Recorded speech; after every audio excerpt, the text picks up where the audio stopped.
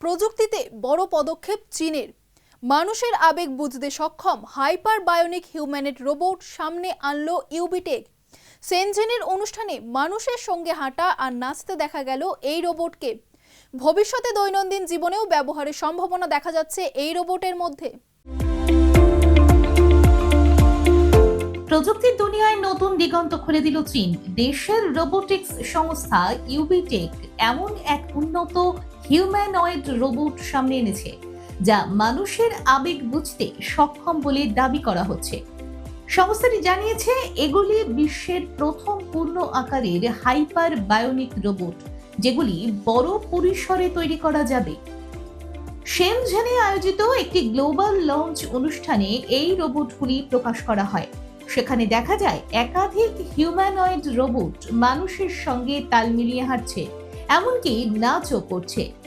এই দৃশ্য প্রযুক্তি প্রেমীদের মধ্যে ব্যাপক আগ্রহ তৈরি করেছে।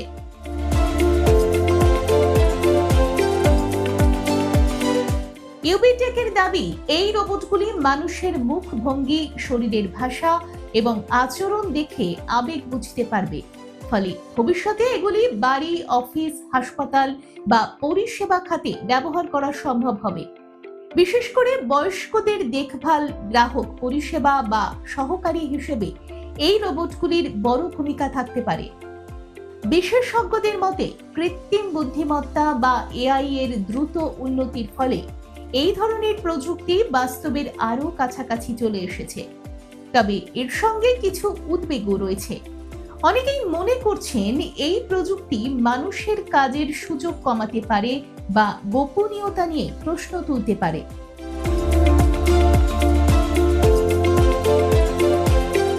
তবু ইউবিটেকের এই উদ্যোগ ভবিষ্যতের প্রযুক্তির দিকেই ইঙ্গিত দিচ্ছে। মানুষের মতো আচরণ করতে পারে এমন রোবট তৈরি হলে তা আমাদের দৈনন্দিন জীবনে বড় পরিবর্তন আনতে পারে। সব মিলিয়ে চীনের এই নতুন আবিষ্কার প্রযুক্তির জগতে এক বড় পদক্ষেপ হিসেবে দেখা হচ্ছে, যা আগামী দিনে আরো উন্নত ও ব্যবহারযোগ্য হয়ে উঠতে পারে। দেখুন এই সময়ের তথ্য ও চিত্র প্রতিদিন রাত ৯টায় ও সকাল ৮টায় শুধুমাত্র চ্যানেল ওয়ানে।